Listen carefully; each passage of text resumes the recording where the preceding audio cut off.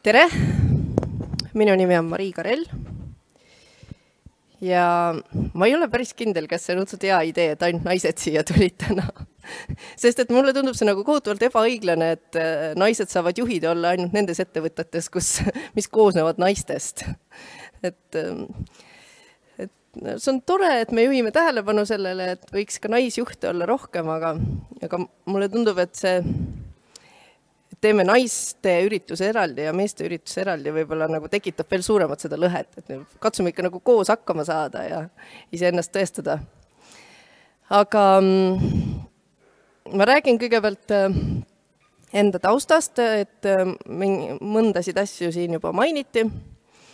Ma olen eelkõige ajakirjanik, ma olen töötanud ajakirjanduses 20 aastat, ma olen 37-aastane ja alustanud kohe keskkoolis mingite artiklite kirjutamisega, edasi ülikoolis läinud tööle Õhtulehte kõigepealt, siis Päevalehte, sealt edasi liikunud Presshouse'i, kus ma olin kõigepealt pool aastat diivani peatoimetajaga, siis Presshouse tuli selle mõttega, et tegelikult tahaks ühte iga nädal ilmuvat naisteajakirja.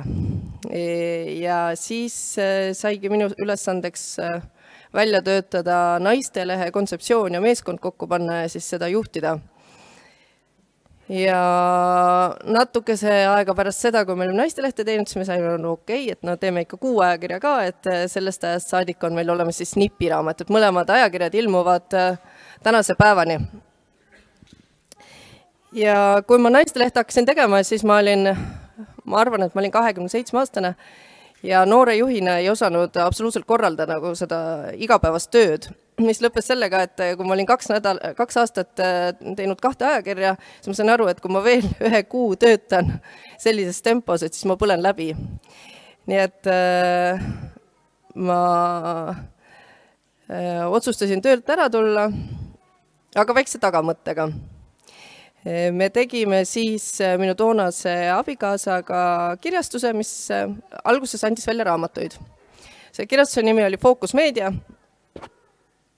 ja esimesed raamatud, mis me tegime, oli eluloo raamatud. Siis oli tohutult suur eluloo raamatute buum ja üldiselt ma nagu soovitaks äri teha selle mõttega, et kus sa ennast tugevalt tunned, et vaata nagu kõigepealt seal ringi. Et kohvikute tegemises või ka riidepoe pidamises mul mitte mingit kogemust ei olnud. Aga mõtlesime, et okei, et ma ikkagi inimesi olen nagu veidi intervjueerinud, et proovime siis ka eluloo raamatuid teha ja vaatame, mis sellest välja tuleb. Ei saaks öelda, et meil esimene kord oleks olnud mingi tohutu äriplaan ja sihid silme ees, et me lihtsalt hakkasime suure entusiasmiga pihta. Õnneks inimestele väga meeldisid tol hetkel eluloo raamatud, nii et meil hakkas nagu kohe hästi minema ja siis me seal tasapisi nagu toimetasime, tegime aasta otsa raamatuid. Aga oli ilmselge, et mingi hetk nagu see eluloo raamatute asi ammendab ennast, et ega siis esiteks Eestis saavad kuulsad inimesed otsa ja teiseks inimesed ka väsivad sellest žanrist. Ja siis me otsustasime, et okei, et meil oli täpselt 2 töötajat meie firmas, mina ja minu abikaasa, et proovime siis ka ajakirju teha. Ja selleks hetkeks me olime nagu natukese targemad. Meie esimeseks ajakirjaks sai ajakiri Tiiu, mis võib-olla kõnetab rohkem teie emasid ja vanaemasid, kui ma vaatan siin saalis ringi. Et me sihtisime seda ajakirja senior-segmendile. Ta on siis mõeldud lugejatele 50+, võib-olla 60+, inimestele, kes tunnevad, et nad tahaksid olla eelkõige vanaemad ja see ajakiri siis pidi kõnetama neid. Ja tänase päevani on niimoodi, et senior segment on jäänud nagu Eesti ajakirjanduses ainsaks selleks sihtgrupiks, kes viitsib veel ajakiri osta, kes tahab ajakirja tellida. Et noortega on nagu üsna selge, et nendega siin ajakirjaturul ei ole võimalik Eestis midagi ette võtta.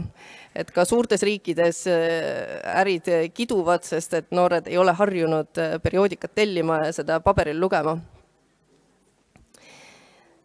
Ja Tiiu ilmub tänapäevani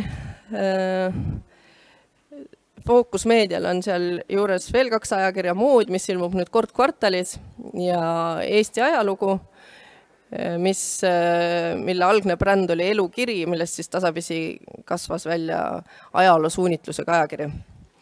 Aga mina ei jäänud sinna ajakirjade ja raamatute juurde liiga pikaks püsima, sest et mulle tundus, et kui me 6 kuu jooksul, kui ma olen seotud 6 raamatuga, kirjutan ja toimetan neid, et see tempo on minu jaoks liiga aeglane.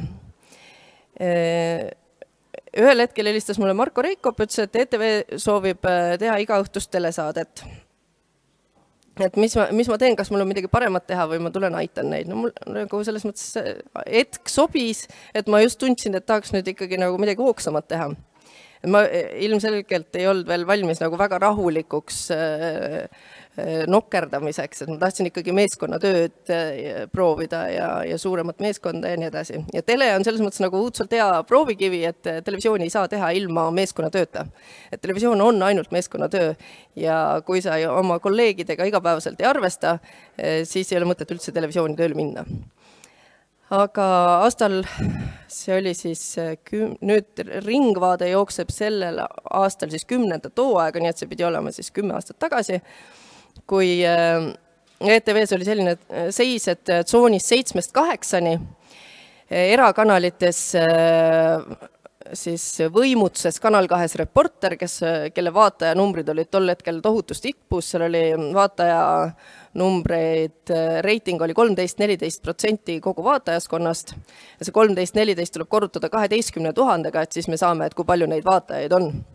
Ja ETV-s oli selle 13-14% vastu tegelikult 2% ainult. Neil oli see üks ebaõnnestunud projekt Revidendid, mida tõenäoliselt tänaseks päevaks keegi ei mäleta. Ja tõsine mure oli, et keegi ei vaadanud 7-8 ETV-d. Ja isegi TV3, kellel juba toona olid 7 uudised ja täna päevani on, et neil oli seal ka ikkagi nagu märgatavalt parem seis, et 6, 7, 8 oli see reiting alati. Ja siis, kui me sinna ETV-sse sisenesin, siis oli olemas nagu idee, et iga õhtu võiks midagi toimuda, aga mis see täpsemalt on ja mis seal saama hakkab, et seda väga detailselt ei olnud kirjeldatud. Nii et minu ülesandeks sai siis see kontseptsioon kuidagi välja mõelda. Me alustasime väga väikese meeskonnaga, mis tähendas seda, et me esimesed hooaeg läksime kogu meeskonnaga hommikul kell 6 tööle ja lõpetasime õhtul kell 8. Ja siis ma käisin iga kuu koputamas juhatuse uksele, et kopp, meil oleks natuke inimesi vaja, et ilmselgelt ei ole nagu võimalik niimoodi väga pikalt töötada. Ringvaates ma tegutsesin 4 aastat ja siis ma sain lapse ja pärast lapse sündi ma mõtlesin, et võt, nüüd ma hakkan televisioonis ettevõtjaks. Et nüüd ma teen oma produktsioonifirmas. Muidugi ma olin lugenud, et Teet Margna ja Tuuli Roosma kõik olid rikkaks saanud ja endale uued majad ostnud ja igal pool välismaal reisimas käinud. Et võt, nüüd ma tahan ka niimoodi. Ja siis ma läksin Kanal 2, kus toona olid juhid siis Olle Mirme ja Urmas Oru. Kaasas 10 fantastilist ideed, milliseid saateid võiks teha. Ja nagu Urmas ja Olle tähelepanelikult märkisid, et kõik need värsked emad, kes tulevad lastega kodust meile siia laua juurde, tahavad mingisuguseid beebisaateid teha, aga ausalt öeldes mitte keegi ei soovi neid vaadata. Et see on hästi tore, et te neid teete ja teil ideid on, aga no, neid keegi näha ei taha. Aga see oli mingid muid ideid ka, mis kõik ei ole nagu nii lastekesksed. Aga see vestlus lõppes sellega, et see tore, et sa tulid meile siia laua taha, aga tegelikult me tahame teha üht ajakirjanduslikku magasini. Ja et kas sa oled nagu valmis sellise asja ette võtma. Ja see algne idee oli selline neil, et ma istun kuhugi laua taha ja siis võtan telefonitoru ja hakkan kuskilt lugusid tellima. Ja peale mõtlesin, ma ei tea, et nii ikkagi nagu ei saa mingit uurivat ajakirjandust teha. Et äkki saame ikka nii, et paneme meeskonna kokku ja võtame sinna režissöörid ja ajakirjanikud ja siis nad olid nõus sellega. Nad olid nagu üllatavalt vastutulelikud kõikides ideedes, mis ma pakkusin ja mul oli nagu suur õnn algatada Radar, meeskond kokku panna ja siis püüda siis iga kuuga nagu rohkem vaatajaid meie poole võita. Ja Radaris ma jõudsin olla 4 aastat, kui sel kevadel läksid meie teed Eesti Meediaga lahku. Meil olid erinevad nägemused sellest, kuidas edaspidi peaks juhtima Radari meeskonda. Ja ma sain nagu sellest aru, et ma olen nagu päris palju edasi lükanud seda uuesti oma ärisse sisenemist, et nüüd on viimane hetk, et ma tegelikult, olles 20 aastat ajakirjanikuna töötanud, ma tegelikult ei taha, et keegi minu eest mingid otsuseid kuskil teeb. Et ma tahaks ise otsustada ja oma äri, olles nagu ise juht, on kõige kindlam ja parem tee selleks, et sa ei pea nagu kellestki sõltuma.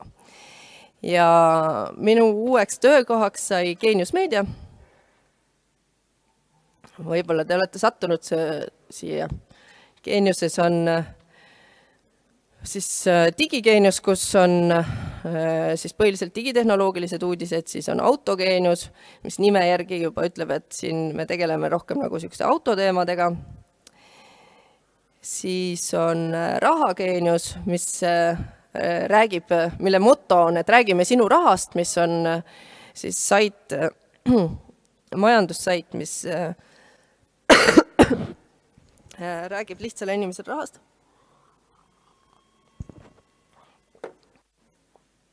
Nii, ma kohe jätkan. Nii, vabandust. Ja siis on meil veel Diktori nimeline sait, mis tegeleb digitaalse meelelahutusega ja peaks rääkima seriaalidest ja televisioonist ja digitaalsetest mängudest. Ja Geenius Meedias olen ma üks partneritest ja siis kõigi selle 4 saidi peatoimetaja. Ja mis ma oskan nagu öelda on see, et hästi oluline igasuguste algatuste ja äriideede puhul on see, et see on nagu hästi selge kontseptsioon, mis sa teha tahad. Et kui ma räägin nendest 4 saidist, et siis me hästi selgelt sihime sihtgruppi.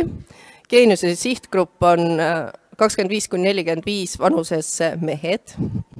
Midagi ei ole teha, aga kuna see on alguses saanud digitehnoloogia uudistesse sait, et siis meie lugejad on hästi ustavad olnud ja jäänud sinna külge. Et tõenäoliselt tasapisi tekib meile naislugejaid aina juurde, aga kui me teeme lugeja küsitluse, mida me sel kevadel tegime, et siis 80% lugejatest tõesti ongi nagu 25–45 mehed. Ja nad omakorda siis neist 98% ütleb, et võt Geenius on täpselt just neile tehtud. Nad tunnevad, et see on nende sait. Ehk et selge kontseptsioon on hästi oluline ja selge fookus, et miks midagi teha tahetakse. Et üks asi on see, et endal võib nagu tore olla, aga et siis püüda nagu ka sellele küsimuse poolele vastust leida, et miks see kellelegi teisele korda peaks minema.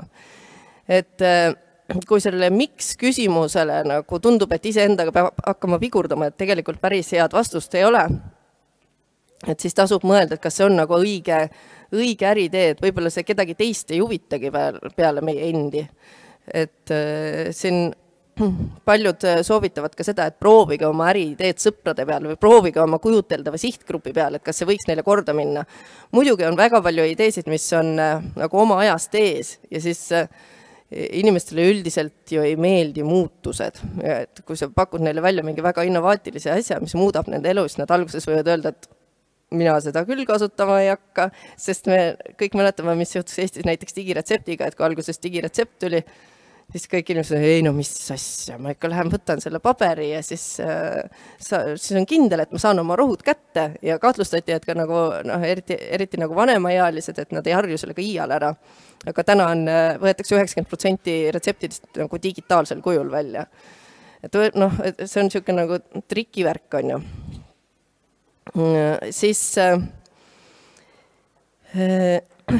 mis on veel oluline on see, et kui te siin ajujahis nagu alustate